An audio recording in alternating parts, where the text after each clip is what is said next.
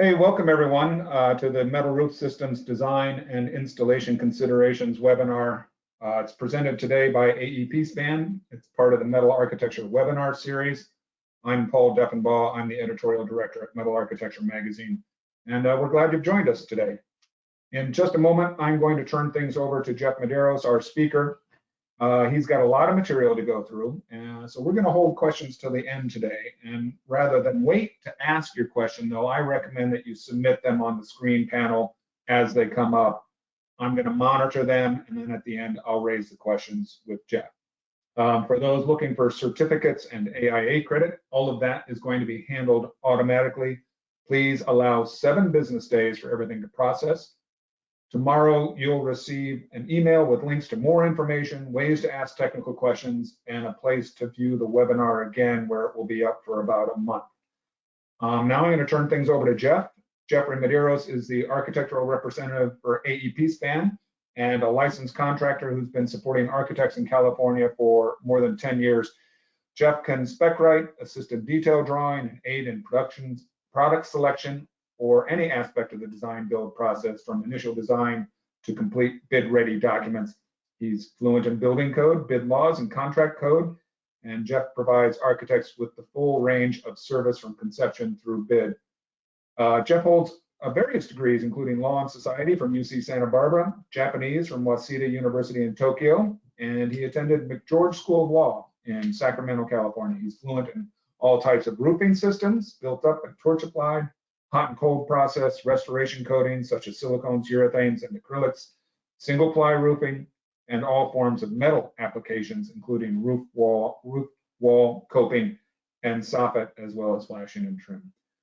Jeff came to AEP Span 2-3 years ago, I believe it was, after he spent years with a competitor, and he plans to stay through retirement.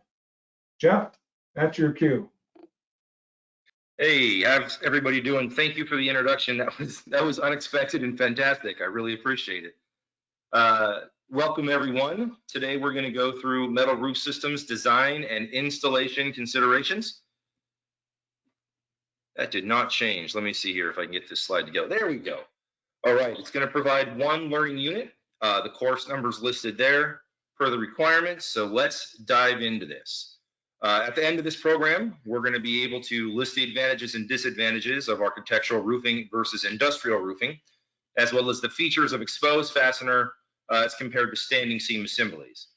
State the specification considerations related to a metal roof installation, discuss energy efficient features of metal roofing and environmental impacts, and list the design and installation issues that help facilitate a successful metal roof solution.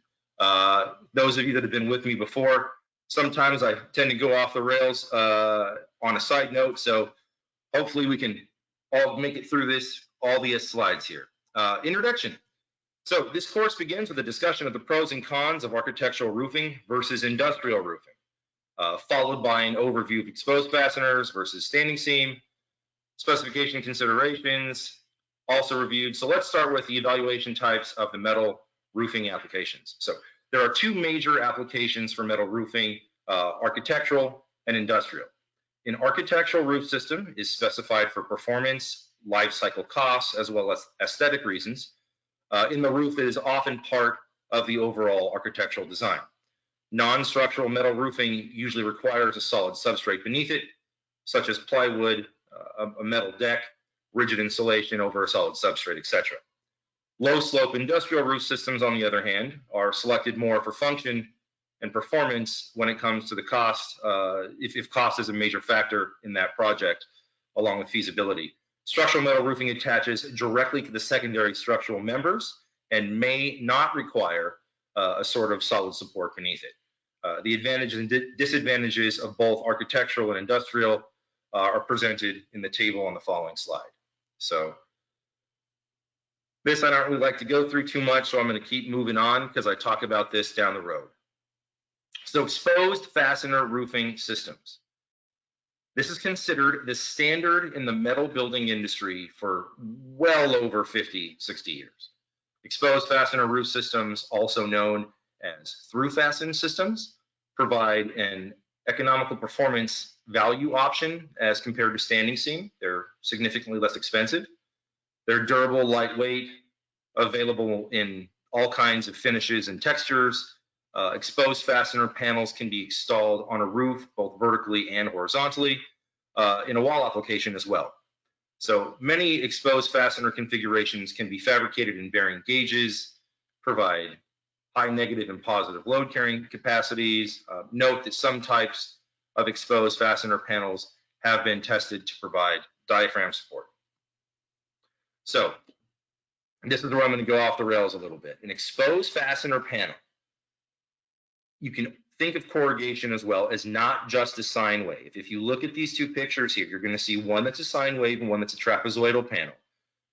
What defines an exposed fastener roofing system is, number one, it's nestable. You can put one on top of the other, which makes shipping very easy. And because they're nestable, they rely on laps and sealant in order to waterproof. As you can see there, there's mastic tape on the far right-hand side. The third thing about exposed fastener panels or corrugation is they're through fastened. So those three things are absolutely key to what defines this profile. They do rely on visible fastening for connection to the substrate and sealant again. So through fastened and sealant. They're pinned at every attachment point, thus not allowing for thermal movement. Over time, expansion and contraction of these panels may make a hole at the screw location, which can impact weather tightness as well as attachment. Typically, exposed fastener panels should only be used on shorter panel runs, and they're not recommended for slope less than 112. Actually, it's defined in building code that corrugation is 312, and then corrugation or through fastened panels with mastic is 112, and then standing seam down to 1/412. So in these cases, below 1 and 12, standing seam is preferred. But I'm going to go off again one more time. Think the corrugation panels have that repetitive profile, a sine wave or a trapezoidal wave. Every single repetition in the corrugation acts as a sort of spring to absorb the thermal movement when that panel is pinned. So the reason you don't see corrugation oil can too often is because every single one of those repetitions absorbs a little bit of the movement.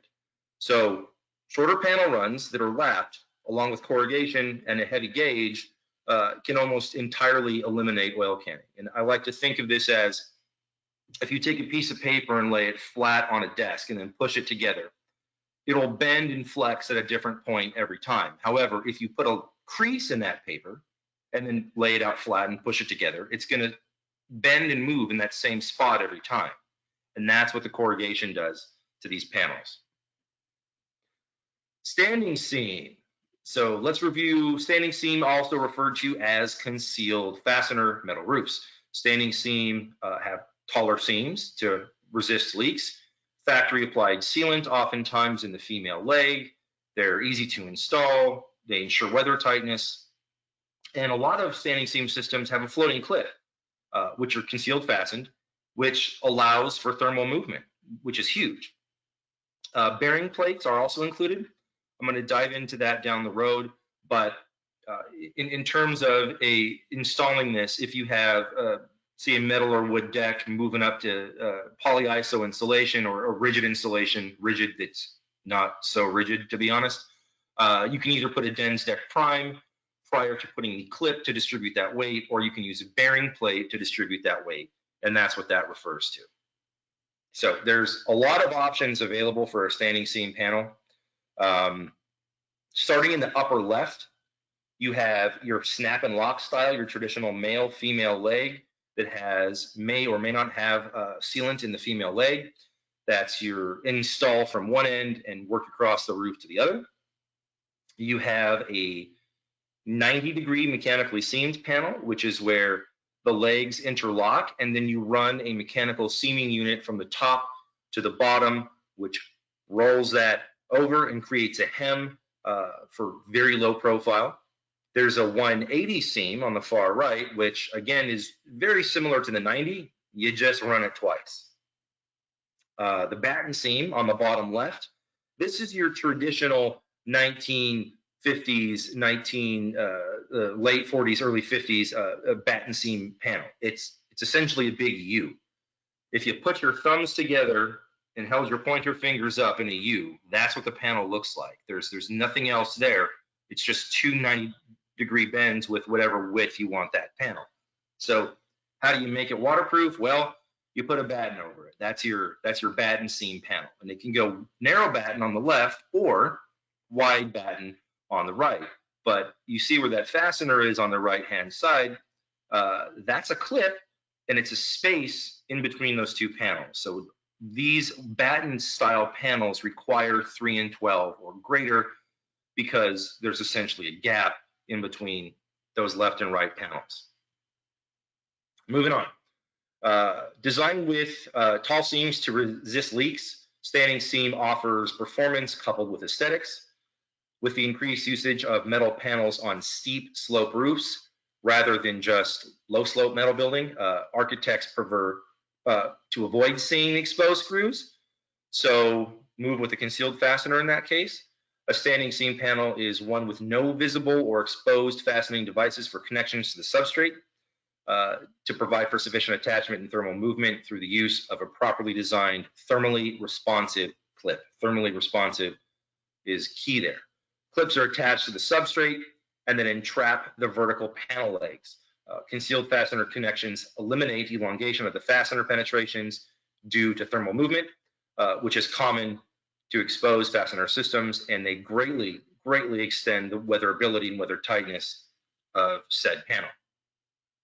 So thermally responsive clips, which I tried to press on in the previous slide. So to accommodate longitudinal thermal movement on standing seam metal roofs or thermal cycling, two types of thermally responsive clip systems can be utilized. One-piece clips, two-piece clips. Panel clips are designed to provide the maximum wind uplift capability while still allowing the roofing panel to react thermally. So the one-piece clips allows a snap together metal roof panel to thermally move over the top of the clip. I like one-piece clips a lot because there's less failure involved with them.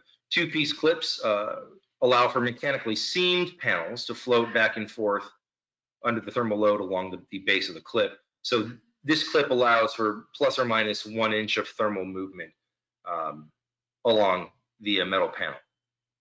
So bearing plates, going back to this. So bearing plates are used when installing panels directly over rigid insulation, okay? These clips, you're gonna run fasteners through. So if you look in this detail on the right, you're gonna have your metal deck, your insulation, and then you're gonna do bearing plate and clip. When these clips are under tension, the rigid really isn't that rigid. So the clips will tend over time to compress down into the polyiso or other rigid insulation. So either a Densdeck or some sort of cover board, perlite, whatever you want. I prefer Densdeck Prime with an underlayment.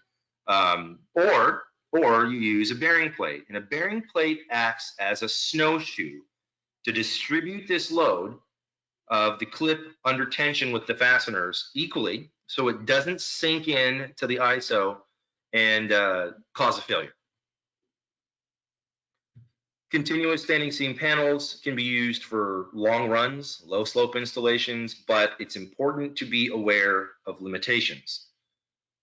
Continuous standing seam panels at extra long lengths perform no differently from a properly installed lapped panel. However, extra long panels may be prone to installation damage and present far greater installation challenges. So example, 3 50-foot panels are drastically easier to handle and install than one 150-foot panel.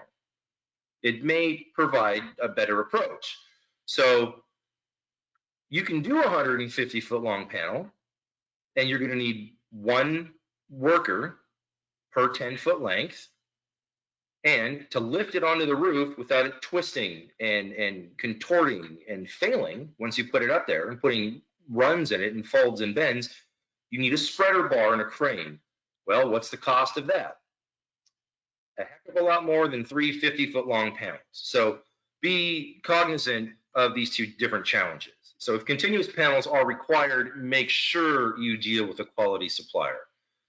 Some manufacturers offer mobile on-site roll forming operated by factory technicians with UL follow-up certificates and on machines and so on. But note, again, not all roll formers have UL certification. It's highly, highly, highly recommended. Asking the roofing manufacturer for a mobile roll former UL certification is paramount in my opinion.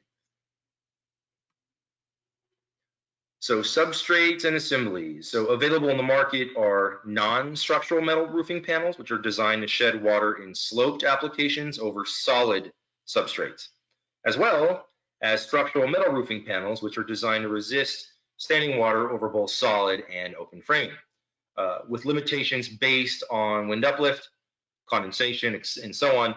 Metal roofing can be installed over wood substrates such as solid wood decking, plywood, nail-based insulation, SIPS panels, whichever route you want to go.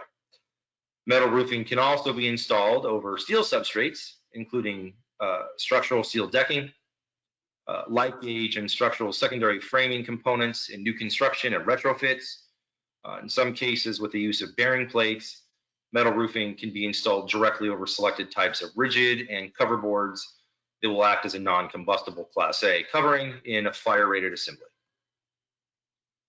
Substrates and assemblies. I love, love, love failure photos. If anyone on this has any failure photos you want to send my way after, please do so.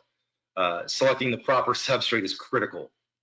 A poor substrate can result in severe oil canning, potentially leading to premature failure. So you need to make sure that this is absolutely flat.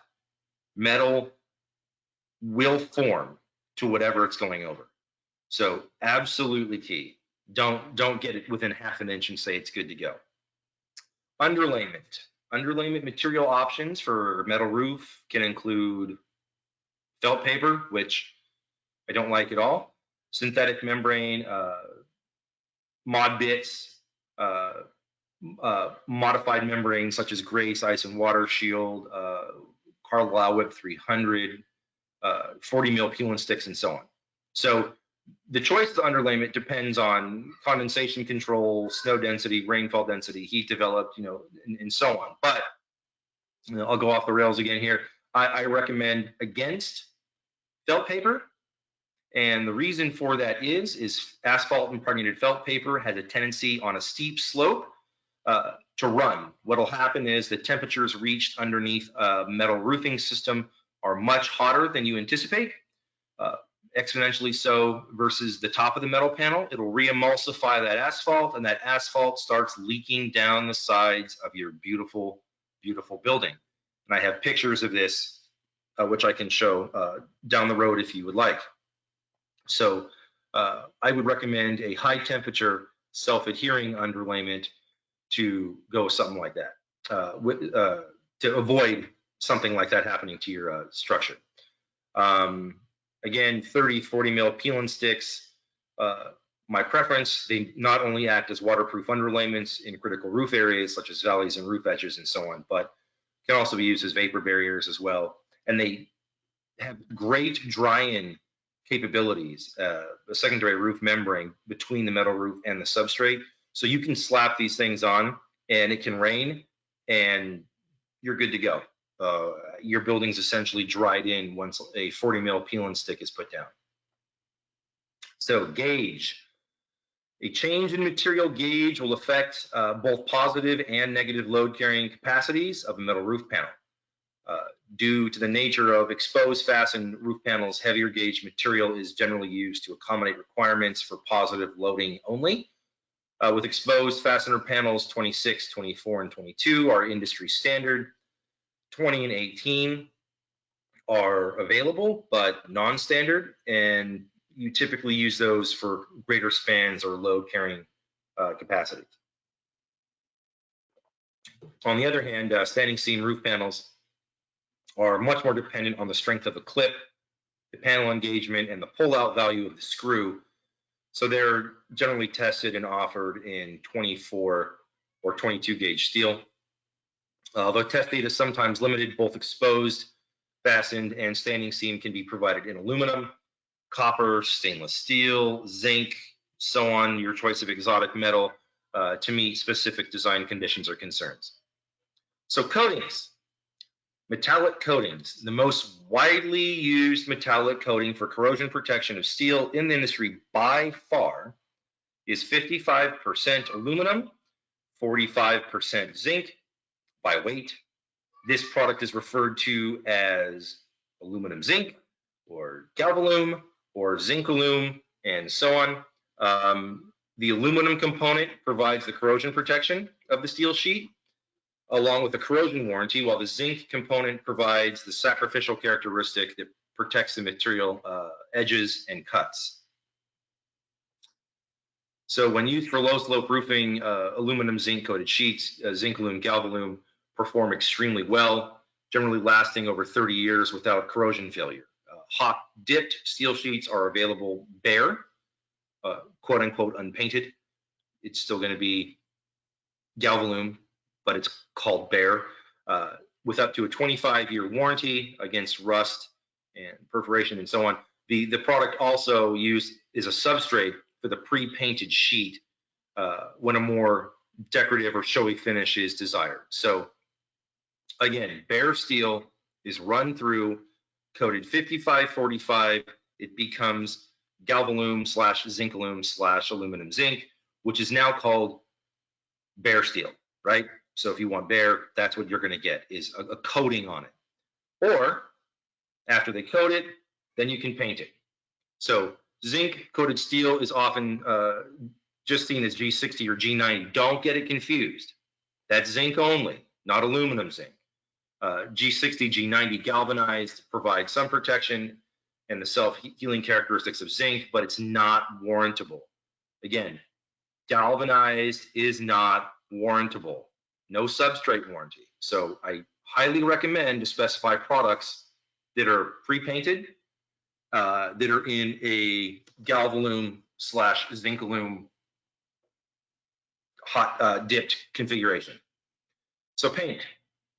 Paint options for roofs include silicon modified polyesters, SMPs, polyesters, and Kynar, which is known as PVDF, polyglide fluoride, or Kynar 500, Duratec 5000, and so on. That's all Kynar systems. So silicon modified polyester paint coatings have a 20-year comprehensive warranty, and they're generally used on lighter gauge products, 26 gauge and up, because they flex more.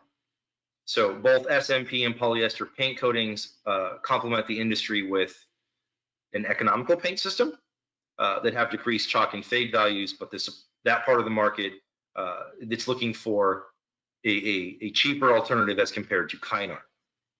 And we're going to go off the slide again real quick. SMPs and polyesters are used on lighter gauge products because the lighter gauge products flex. If you have a piece of paper and you hold it in one hand and you wiggle it back and forth, that paper is going to bend and move and ripple. That's what lighter gauge metal does. If you have a piece of cardstock in your hand and you do the same thing, it may move, but it's not going to ripple and contort in the same way the sheet of paper would. So because Kynar is a more robust paint, it will tend to crack on lighter gauge metals, which is why you use SMPs or polyesters. So Kynar is reserved for 24 and higher, 24, 22, 20, and so on. So Kynar 500 is the most widely used in the architectural market. It's a paint system containing a minimum of 70% fluoropolymer or Kynar resin. The chalk and fade qualities far outperform polyester, urethanes, silicones, acrylics. Kynar may be warranted for up to 30 years, comprehensive, but it has, I should have updated this slide, it's now 40 years. So you can get a 40-year paint finish warranty on a Kynar product now. When Kynar is coupled with zincalume, galvalume substrates, the product is exceptional in color stability, shock resistance, durability, abrasion, chemical resistance, flexibility, the whole gamut. For severe corrosive or saltwater environments, there are alternatives to the 1 mil Kynar-based coating. You can use a high build primer, a clear Kynar top coat, a multiple layered coating system that will weather directly over a salt body of water or on a coastal environment. These high performance coatings offer long-term warranties as well. So 20 years is generally what's happening with steel with high build Kynar systems in a saltwater environment. Or you can always go with an aluminum substrate, but just be aware of the differences in performance between steel rolled goods and aluminum rolled goods. I'll take another pause real quick to touch on that. Steel, in rolled form, is going to have better performance characteristics as compared to aluminum for stability and so on. So what I mean by that is steel has memory, aluminum doesn't. So if you kicked a steel car door, you could go to the back and hammer it out, and it wouldn't look like it was never there. If you ding an aluminum car door, you are up a creek without a paddle. The pullout, or sorry, not pullout, the uplift resistance is better on steel sheet as compared to aluminum. So I've had a project where double the clips were required because an aluminum panel was used. So there are vast differences to this, and I know this is probably architecture school 101 materials, but be cognizant of that fact when you're making that selection between the marine paint system or an aluminum substrate. So moving on, paint. In addition, the coatings have been developed through the use of reflective pigment technology to meet the green standards for cool roofing for both solar reflectance and thermal emittance. So many premier roofing systems being utilized not only provide a high degree of weather tightness and longevity, but also help keep the building energy efficient. So paint warranties. Oh, one more thing in that last slide. If you ever see cool before the paint name, that's what it is. Cool green uses those pigments in the paint to help drop those values. When specifying paint, check the warranty carefully and verify the warranty coverage. It is absolutely critical to examine and compare more than just the length of the warranty. Some paint systems may be warranted for 40 to 50 years, but the longer warranty duration is generally not comprehensive and covers only adhesion to the paint to the steel. Color fade, chalk, oxidation, they're all equally important and should be covered for the same duration as the paint adhesion. It's also important to review the warranty remedy, quote unquote, that the manufacturer is willing to provide. Does the remedy cover replacement or just repair or repainting of that one spot? Fingers crossed there's no rust because there may not be a substrate warranty. Is the total value of the remedy subject to a proration? Consider what remedy is worth past 20 years and so on. Oh, also, I'm going to deviate again. A side note, when you're specifying things, absolutely, this is an absolute must. Sheet metal flashing and trim. You want to put something in that section like all sheet metal flashing and trim and pre-finished fasteners shall be sourced from the same manufacturer as the roofing system in order to maintain congruent color and congruent paint and finish warranty. Because just because a contractor orders panels from a manufacturer doesn't mean they order flat stock for all the trim and so on. So you can end up with fasteners that are coated with an SMP paint system from a roofing supply warehouse and flat stock that's coated with an a SMP paint system from a roofing supply with Kynar coated panels because they wanted to save money. $3 or $5 per sheet. Don't let that happen. Everything should be the same. So make sure that you put that in. Getting back on track. Sealants. Sealants protect against moisture intrusion into the roof at exposed panel flashing edges or lap conditions. There are various sealants used in the application of metal roofing. Each type has a specific characteristic and application. Non-curing butyl, tube applied. This type of sealant should be used in any areas on the metal roof that are subject to dynamic movement of the panel. including panel side laps and laps, flashing attachments, and other metal-to-metal connections. Not only does the non-curing sealant protect against capillary action, it also allows the panels and flashing to react thermally, expand, and contract without compromising the integrity of the sealant.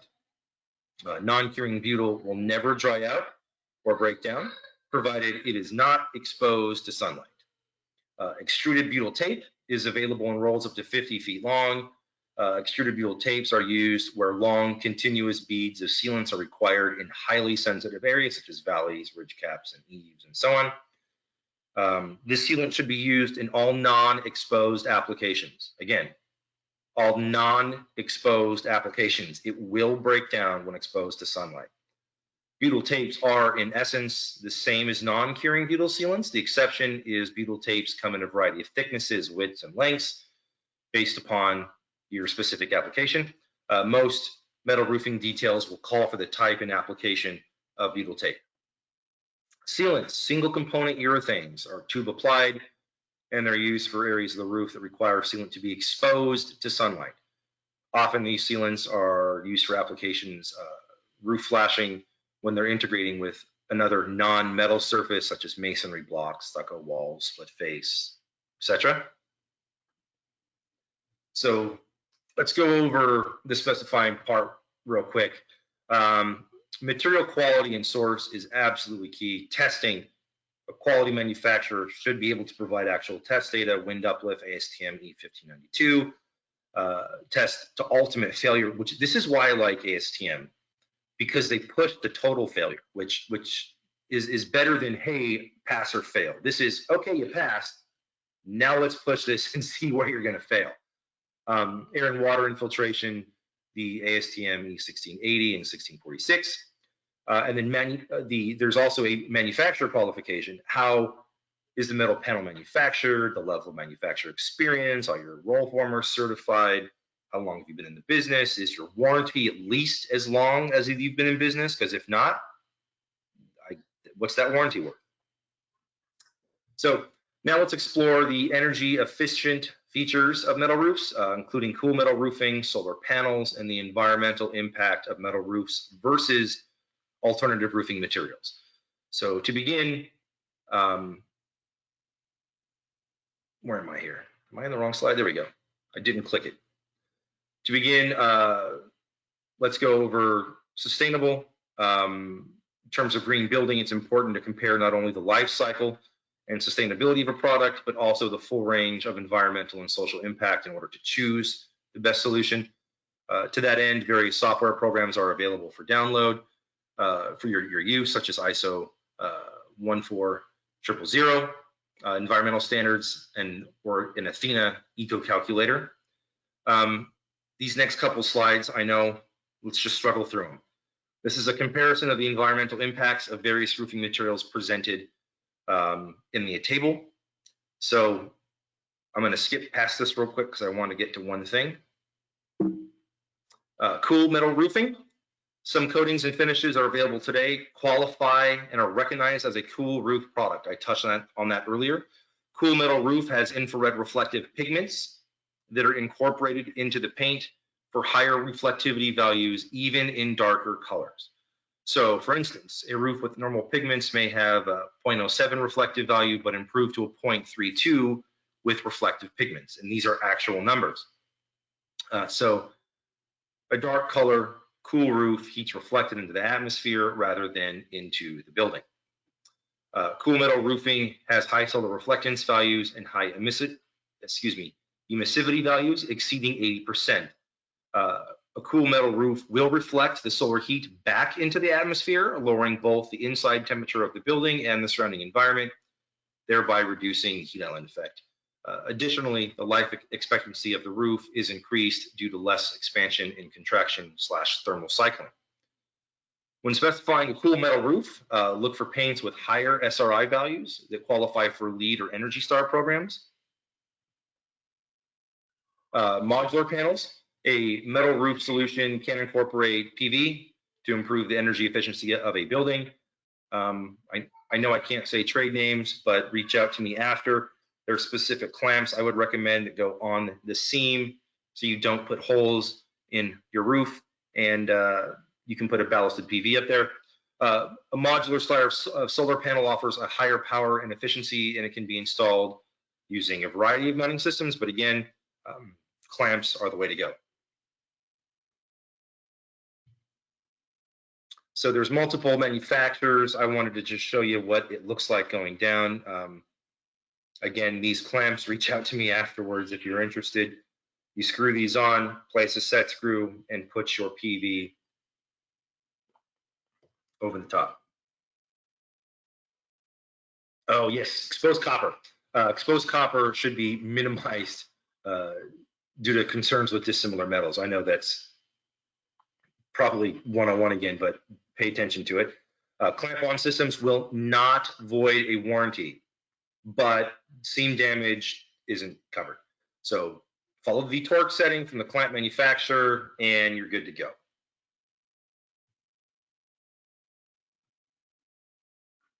So design and installation considerations related to metal roof assemblies are going to include wind uplift, air and water, thermal cycling, which is expansion and contraction, drag load, and then we're going to cover some installation details in this section. Did everybody hear that? Wind is one of the essential factors in roof design. The non-continuous attachment of metal roofs makes them particularly susceptible to wind uplift, defined as the upward force exerted by wind traveling across a roof. Poor design, faulty construction, incompatible materials, and so on, not enough clips, can result in severe wind damage, the cost of which is drastically exceeded by the losses of interior damage or interruption of occupancy. Wind uplift, key factors here. Listed on this slide are the key factors for the roof's ability to withstand wind pressure. So exposure, the surface irregularities of the environmental impact on the building are going to impact wind loading. ASC 7 defines 3 exposure categories: exposure B, C, and D, roughest to smoothest. The smoother the terrain, the greater the wind load. Basic wind speed. So the greater the speed equals the greater wind uplift. AS 7 calculates the basic wind speed as the wind speed with a 50-year mean reoccurrence interval. I think it's measured at 33 feet above grade and exposure C. So an adjustment for the calculation, I believe, is made for buildings located in exposure B or D. Building height, wind speed increases with building height. So consequently, the taller the building, the greater wind speed and wind loads. Slope, the slope of the roof influences wind uplift as well. The lower the slope, the greater the uplift. Internal pressures from wind striking a building can cause either an increase in the pressure within the building, positive pressure, or it can cause a decrease in the pressure, negative pressure.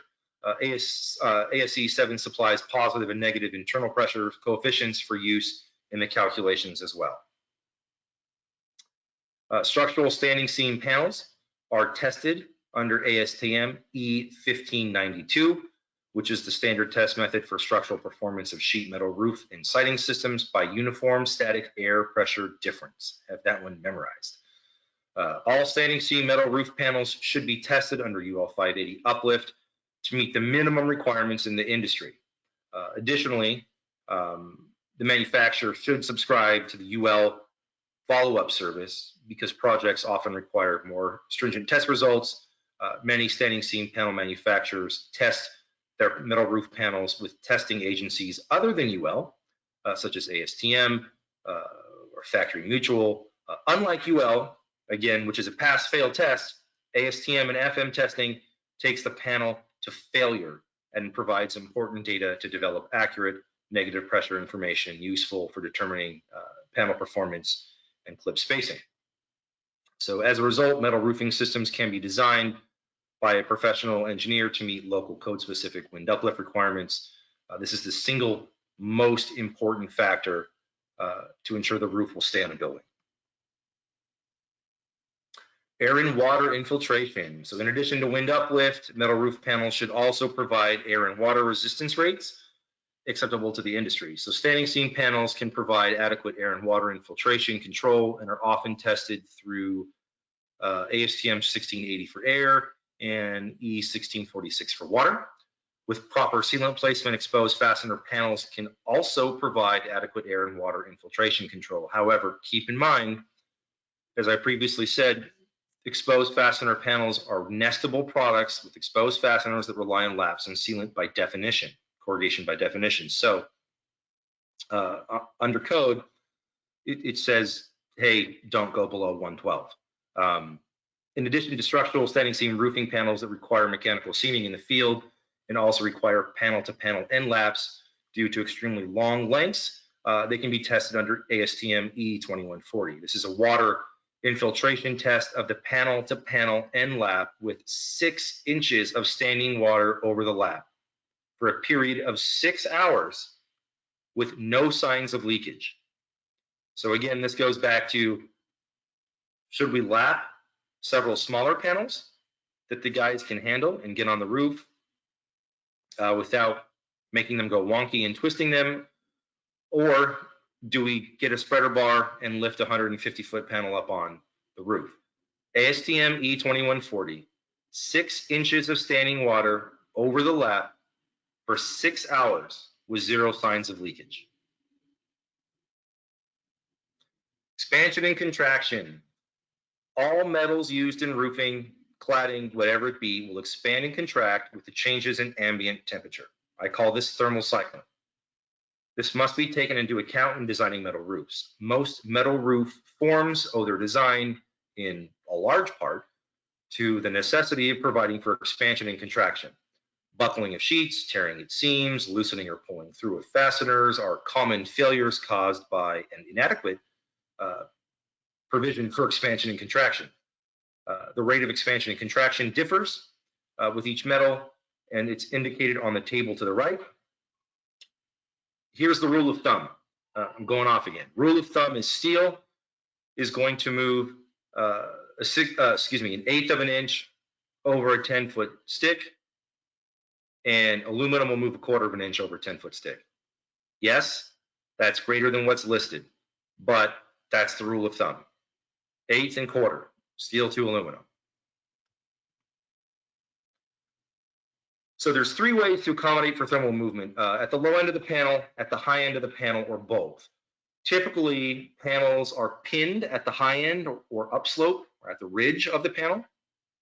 And to accommodate movement at the low end of the panel, the high end is pinned or fastened to the structure to keep the panel from sliding down the slope and to direct thermal movement down slope. So because of that, the low end of the panel is then hemmed to hook around a cleat to allow it to expand and contract at the eave or low side of the panel. To accommodate movement at the high end of the panel, the low end is pinned to the structure, and the high end, or the ridge condition, floats to accommodate the thermal movement. This method requires exposed fasteners at the low end of the panel, which may be an aesthetic concern, so keep that in mind. The third method is to allow expansion and contraction at both the high and the low ends of the panel. Well, how do you do that, Jeff? Here's how it goes. This requires pinning somewhere in the middle of the panel, usually at like a lap. This is generally done on long panel runs, like 70-foot plus, where the expansion and contraction is so great that it makes it difficult to allow for it at just one end, or the thermal movement exceeds the capacity of the clip. So I like to think of this as a barrel roof. You're going to pin it in the middle, run a panel 1/3 down each side, then you have a panel again that runs the rest of the way. In these instances, the overlap between the hidden cleat and the turned under end of the panel at the eave may need to be increased to accommodate the thermal movement. It's important that the panels are not pinned in more than one location. That is key. Do not pin in more than one location. If you fix at multiple points or flashings, this will not allow the panel to expand or contract in a controlled manner. Trim counts. I should put that in there. Trim counts. So this is a diagram of a typical panel application, and it shows maximum panel lengths for different points of fixity. So downslope, 75-foot max, using fasteners under the ridge cap. But if you fix it in the middle, hey, you can run with a floating ridge, upslope 75 foot, or downslope to the eave 75 foot, and your panel's now 150, and you accommodate the thermal movement and the limitations of the clip. If panels are fixed at the high end or ridge condition, free movement is required at the panel's low end or eave line, as I previously said. There's the detail for that. Pictured here are examples of a proper and improper eave detail. The correct eave detail is critical for a long-term success of the roof installation. Make sure it's hooked. Knee joints. This is my thing. I like this. I actually wrote an article that was published, that Paul published regarding this. A kneecap or a knee joint is used to cover the vertical cut panel rib of a standing seam roofing panel that transitions from the fascia, from the roof to the fascia in one continuous piece. So what do I mean by that? You're going to run a panel from the ridge down slope. You're going to cut the seams and allow the panel to fold down over the edge and continue on down the wall. It looks super cool, and there's quite a few design professionals doing this recently. It allows for super clean aesthetic lines and a transition from the roof down the wall. But there's a point of fixity. That X is a point of fixity. This is a photo. What's this photo? This is of a kneecap that's used to cover the cut vertical panel rib of a standing seam that transitions down the fascia for the aesthetic lines. So care must be taken when you do this. It establishes a point of panel fixity, like I said. So it must be allowed to expand up slope towards the ridge and down towards the foundation. It doesn't matter if it's a mansard application that's 2 foot or if it runs the full length of the wall. How much thermal movement is going to occur, what's the length of the slope panel, and how the movement is accommodated is all key. Since it does pin the eave transition, it does require a floating ridge or peak. Also, stress to the knee joint developed by expansion and contraction can quickly deteriorate the detail and make it pop. Also, should never, ever be used in snow conditions that are harsh at all. If you have like a light dusting, it's one thing, but the I-stem freeze thaw is going to pop this thing and disengage it wide. I've got failure photos up the yin yang over snow and these not meshing well. Drag fasteners do not penetrate the substrate. The panel end support is required to secure the Z closure of the panel, and the ridge is installed with a step which acts as the hinge point to allow the cap to flex. This is a floating ridge. So again, panel end support required for the connection to the Z, and the ridge cap has a step which allows it to flex as the roof expands upslope. For longer roof runs, a fixed lap detail locks the panel at the lap location, which requires the high and low side to float. Again, this is done on long panel runs 75% plus, 70 foot plus, where the thermal movement, expansion and contraction is so great that it makes it difficult to allow for it all at just one end, or the thermal movement exceeds the capacity of the movable clip. In these instances, the overlap between the hidden cleat and the turn under end of the panel at the eave need to be increased again to accommodate for the thermal movement. It's important that they're not pinned at more than one location. Stagger your laps. It looks better. Fixed clips operate the same principle as a fixed lap. They require both the high and the low ends of the panel to float. Fixed clips are most commonly found on continuous long length panel applications or for fixing the apex of a radius barrel application. What's this one? This one is fixed clip versus floating clip. So fixed clips operate on the same principle again as a fixed lap. They require both the high and low end of the panel to float, and they're found on long panel runs or barrel roofs. So you can see the difference between fixed and floating. You fix it in the middle and then floating both upslope and downslope. Radius applications require the apex to be fixed or pinned. The panels cannot fully expand and contract around the radius due to the radius or the curve. If the panels float around radius without a point of fixity at the apex, oil canning or a deflected appearance in the panels can take place, will take place. Radius applications require the apex to be fixed. Again, they cannot fully expand or contract around radius due to the curve. Oil canning will occur. Just make sure that you fix it. Which one's this? Varying panel widths and thermal movement must be considered when detailing full-length roof panels at the gable ends of the building. In most cases, installers will not be able to utilize a full panel width at these ends of the building. This detail allows for cutting the panel to the necessary width and field bending the panel up 1.5 inches. The 1.5 inch panel turn up is to protect against infiltration of wind-driven particulate and so on. Once the panel is turned up, the panel edge is inserted into a receiver trim and secured against wind uplift. The detail also allows free and unrestricted thermal movement of the panel within the receiver trim. Drag loads.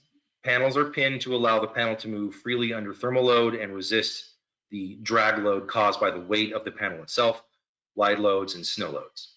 The intensity of the drag load is a function of the following: the slope, the length, and the loads. Snow and ice impart a live load on metal roofs, and consequently installations in cold and high altitude climates have important design considerations.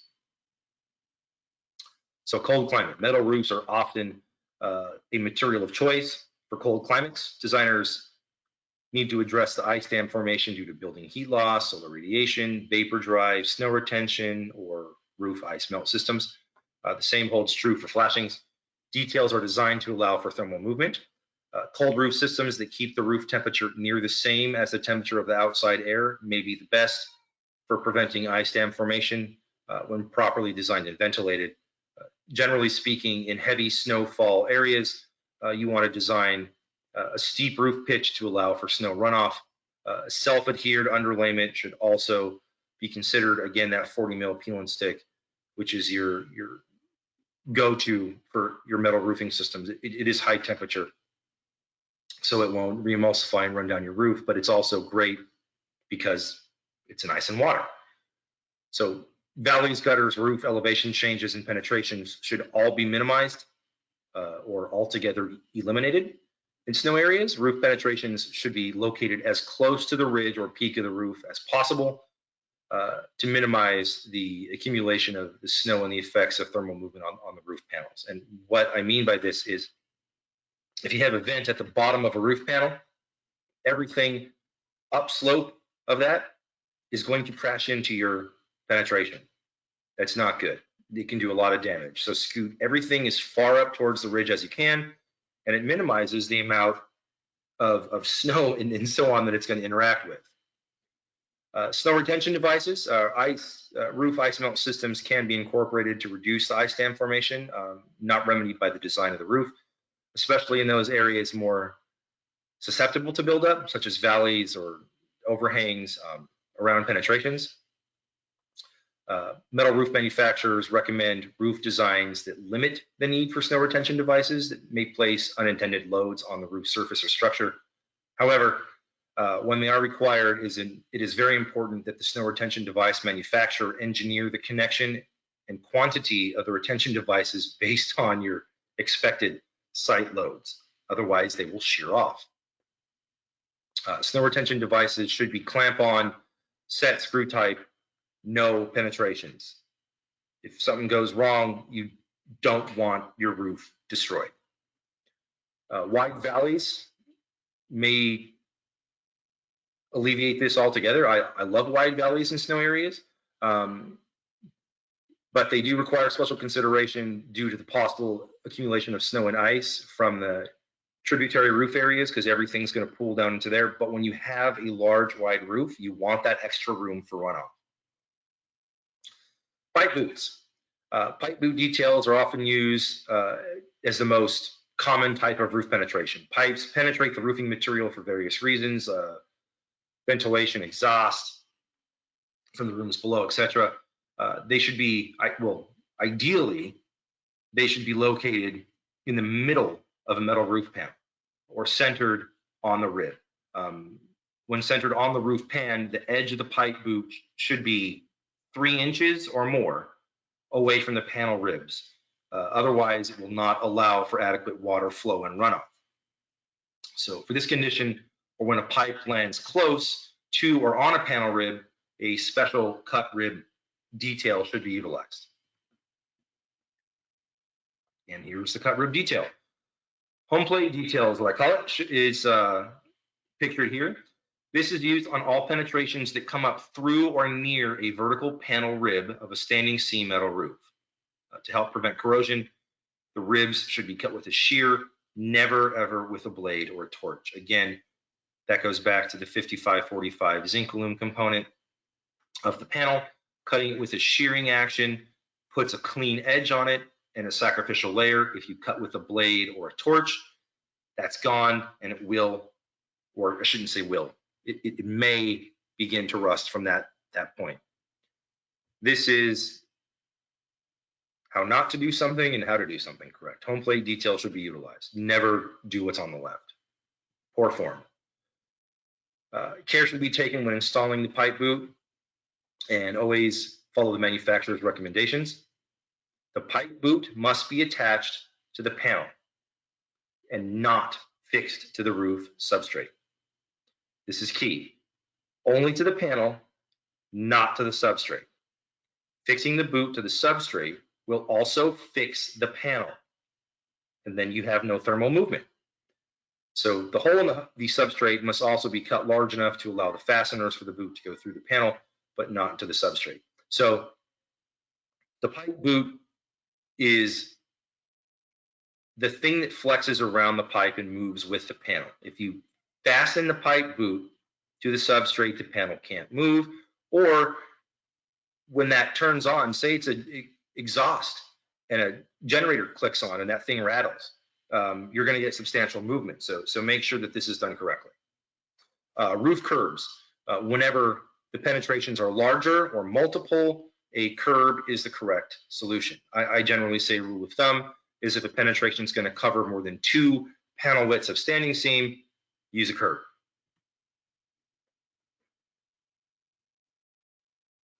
So again, whenever they're large or multiple, curbs the correct solution. Skylight, solitubes, HVAC, whatever you want to throw up there can be installed on a curb. Is that the end? Oh, I made it. I swear I had one more slide, but I guess not. We're at the end. We're at the end. Thank you very much, Jeff. That was great. Excellent timing. We do have a few questions here, and I'd love to get you responding to those. Before we jump into that, Jeff referenced the article he did on in the October issue of Metal Construction News. If you want to look it up, it's Standing Seam Roof to Wall Transitions, and you can get it on the Metal Construction News website. Thanks, Jeff. Got a couple of great questions, and I'm just going to lob this one out here first. Do you recommend a slip sheet under metal roofing?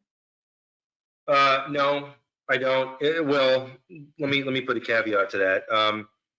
Depending on what your interior assembly is, generally we focus on the deck up, and the deck up doesn't require a slip sheet. The most common assembly that I see is either a wood deck or metal deck, followed by mechanically fastened insulation in whatever thickness you want to run with, followed by a 1/2 inch Den's deck prime. I can't use trade names. A 1/2 inch exterior JIP primed. And the reason primed is because the self-adhering 40 mil underlayment that goes on top of that likes to stick to primed JIP. It doesn't it doesn't do so hot on not primed JIT. So I like to just use the primed board. So again, deck, insulation mechanically fastened, 1/2 inch exterior JIT mechanically fastened, 40 mil peel and stick, clips and fasteners. That's the most common assembly that I see. No slip sheet. Again, in lieu of the 1/2 inch exterior JIT, you can use bearing plates to go right on top of the insulation. Great, thanks. The next question is way back at the very beginning, and this attendee is asking about 5V crimp panels, and they say, and I'm not certain I get the specific reference here, but what about the expansion of 5V crimp panels? Will they allow expansion adequately? Can you dig into that? You can suss out what the specific question there is. A 5V crimped panel? Panel, yeah, the residential panel has almost like a flat panel with 5 V's across it. 5 V's across it. So I'm not quite familiar with what clip that utilizes. If it's crimped, that's telling me that it's got some sort of a standing seam. It's crimped around a clip. Is that the case? I believe it's not around a clip. It's not. I think it's 5V or still through fastened, but clearly what we need to do is have this followed up afterward. Yeah, I'm not familiar on which product that is. Thanks. Well, let me jump into another one. This one's asking about roof paint spec, metal roof paint spec, and if it says 70% PVDF rosin-based coating, but doesn't specifically name Kynar 500, how can you confirm that the panels come with Kynar 500? That's a good question. So generally speaking, the spec is going to call out 70% PVDF or greater. And then below, it's going to call out a chalk fade warranty that comes along with it. How do you verify that it's Kynar paint? I would do that through submittals. I would say, hey, submit a panel sample along with the selected paint system and a sample warranty accompanying that for the panel and finish. And where this gets sticky is generally speaking, I venture to guess almost 100% of the time, architectural panels are going to be Kynar based. The issue that comes in is when a contractor sources the panels and it's not identified in the spec as pre-finished fasteners and flat stock need to be sourced from the same material. And what I generally see happening is the Kynar looks great. You have roofs, say you have through fastened panels. The actual panel itself looks fantastic. It's finished in a Kynar paint that you verified through submittals, and then the sheet metal flashing and trim, the trim components that are made on site from the contractor start to weather out. Or you have pre-finished fasteners that are littered all over the roof on an exposed fastener system, and those look weathered out. And you go, why does my roof have polka dots? So it's imperative that when you're specifying paint systems somewhere down in the line, you also say sheet metal flashing and trim, flat stock pre-finished fasteners should be sourced from the same manufacturer in the same paint system to maintain a congruent warranty. But I would ensure that your paint system is Kynar through the submittal process. Great, thanks. You talked a little bit about, all of a sudden I lost track of this one, curved and dome roofs. And one of the folks on here listening wants to know about, are there warranty limitations on curved or dome roofs? That is a rabbit hole we can go down. So yes, so I have to speak in general terms for all manufacturers. If I was speaking for AEP span, it'd be one thing. Yes, there are warranty limitations from a multitude of manufacturers on curved and domed roofs that are going to limit what you can do.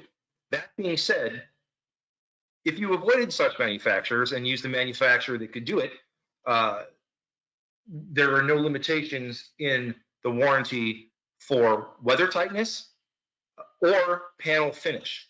So For example, if you were to use AEP span, you would have no issues. Domed roofs are not very difficult to do, and they expand downslope both directions. So it's a great warranty to have. And generally speaking, they have such positive slope that water just sheets off, right? So we're not talking a quarter-inch slope here. So the answer is yes and no. If you went through AEP span, your paint finish warranty is going to be 40 years for standard color, and your leak-free, we can push, I believe, to a 20-year for a domed roof, if with or without the use of laps in panels. Thanks. I've got a ton of questions here, and I'm going to encourage people, and take one more, but encourage people to follow up Jeff to get specific answers. And a couple of the questions that have come through are specific to projects in particular areas of the country, and I don't want to kind of go with talking about those since we're a more general national group. And anyway, but one of the things till 1 o'clock blocked out. So if you all want to stay on and chat, we can do it. Well, yeah, I want to be cognizant of everybody's time, but let's take this one more question. Okay. And it's about lightning protection systems for metal roofs, and should they be installed, or does the roofing need to be grounded? So my answer to that one is I'm going to tiptoe around this one as well. Generally speaking, lightning protections are totally isolated from a roofing system. The issues that I've seen is with dissimilar metals, where copper touches the actual roof panel itself. The way that I like to do lightning protection is a pipe penetration for any cabling.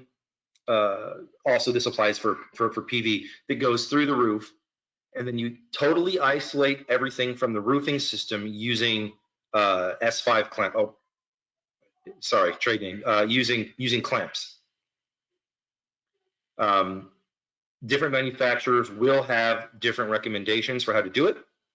If you were to go through me, that's what I would say is isolate everything using clamps, use pipe penetrations for anything going through the roof.